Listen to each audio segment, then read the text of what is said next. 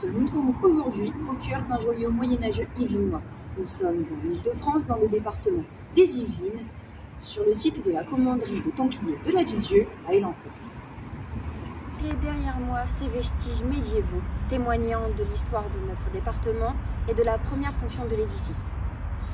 Cet ensemble de bâtiments datant du XIIe siècle appartenait à l'ordre religieux et chevaleresque des Templiers, afin d'apprendre à ces hommes d'église à manier les armes dans ce qui s'avérait être derrière moi les écuries et l'endroit où s'étaient entreposées les armes. La présence d'une chapelle est tout à fait indispensable puisqu'avant d'être des chevaliers, ces hommes étaient des hommes d'église. Ils devaient donc faire leurs prières. De nombreuses fonctions ont succédé l'originel après l'arrestation massive de l'ordre des Templiers par le roi Philippe le Bel en 1307. La commanderie a servi de ferme, d'hôpital et a été abandonnée et jusque dernièrement le site comptait un restaurant. En 1972, le site est racheté par l'établissement d'aménagement public de Saint-Quentin en Yvelines. Cela a permis d'entamer une campagne de rénovation qui a pris fin en 2012. Aujourd'hui, la fonction de la commanderie est tout autre que l'originelle, elle est culturelle. La chapelle accueille des expositions temporaires mais est en ce moment fermée pour des travaux d'isolation. Les écuries accueillent, elles, des ateliers pour les petits comme pour les grands et le bâtiment adjacent à la chapelle, lui, reçoit des conférences.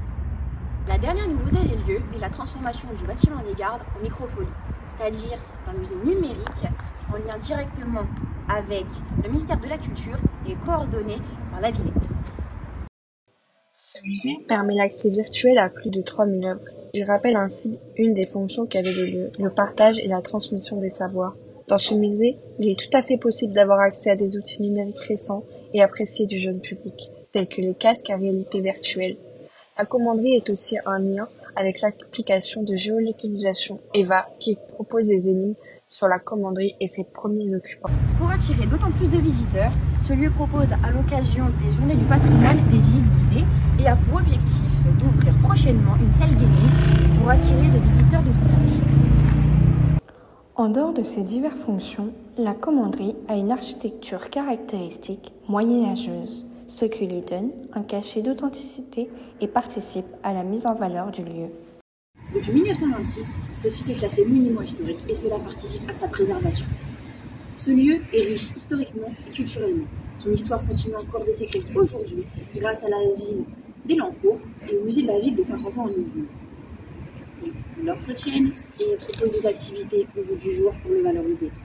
Mais ce site n'est connu que par les Yvelinois et malheureusement pas par tous. C'est pour cela que nous avons choisi ce lieu, dans l'espoir qu'il soit mieux valorisé.